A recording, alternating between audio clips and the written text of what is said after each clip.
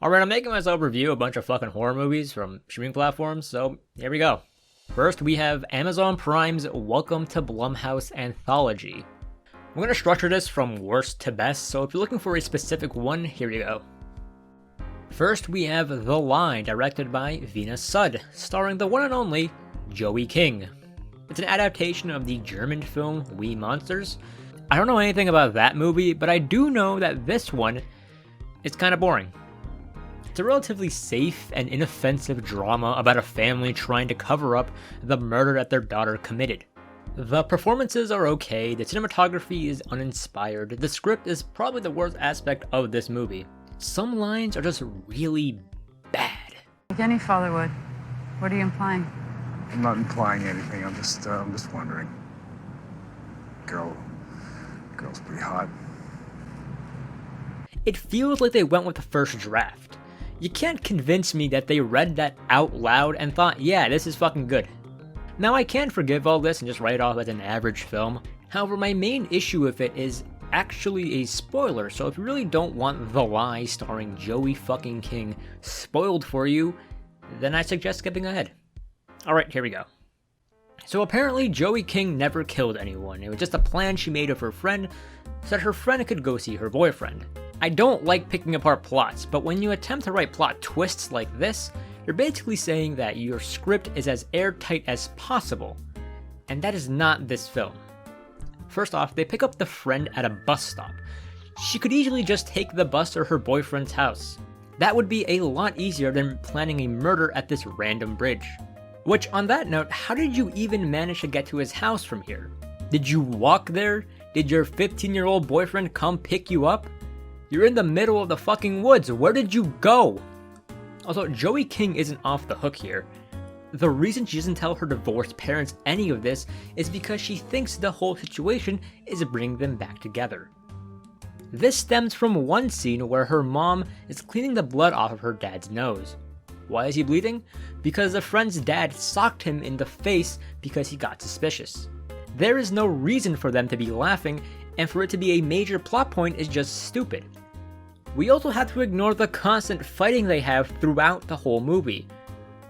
I hate nitpicking, but if you even think about the plot for a second, it completely falls apart.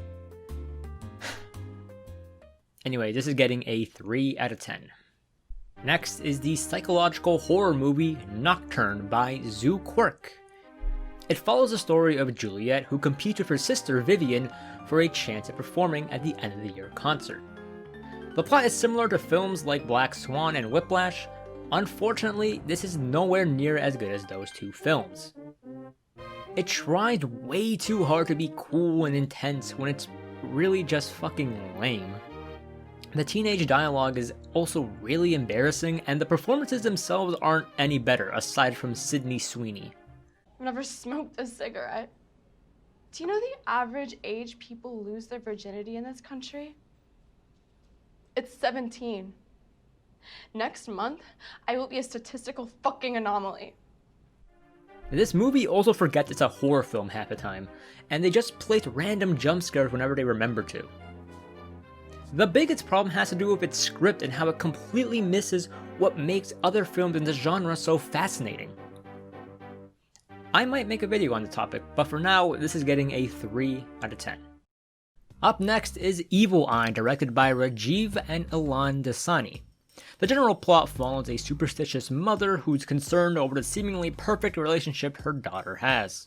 There really isn't anything bad to say about the movie, but there also isn't really anything good either.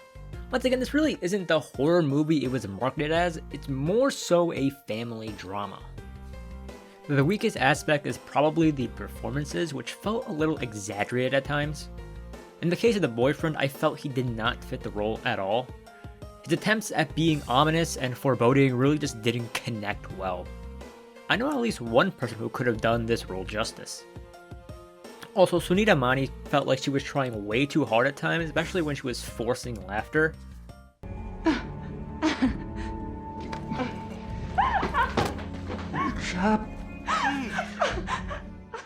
To top it all off, the story itself wasn't really that interesting, at least for me. Anyway, this one is getting a generous 4 out of 10. Finally, we have Black Box, directed by Emmanuel Osai Kafour Jr., and it was actually pretty neat. It follows a man named Nolan suffering from amnesia after a near-fatal car accident.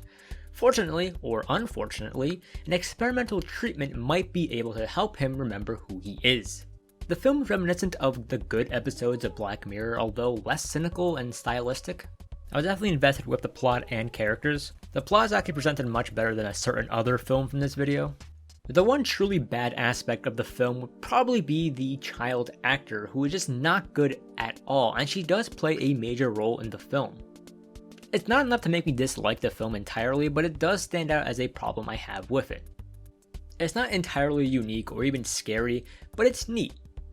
It's definitely the best out of all these films, which isn't really saying much, I guess. I'm gonna give it a very generous 6 out of 10. Even if I did like Black Box, it's definitely nowhere near one of the best horror movies you can see on Amazon Prime. So, if you're looking for something scary, I'd highly suggest a different Amazon original, Suspiria. You could also try Hereditary, Midsommar, or The Lighthouse for something more experimental than your average run-of-the-mill horror movie. And finally, Cabin in the Woods is great if you want something more fun than scary. And that is it. Later.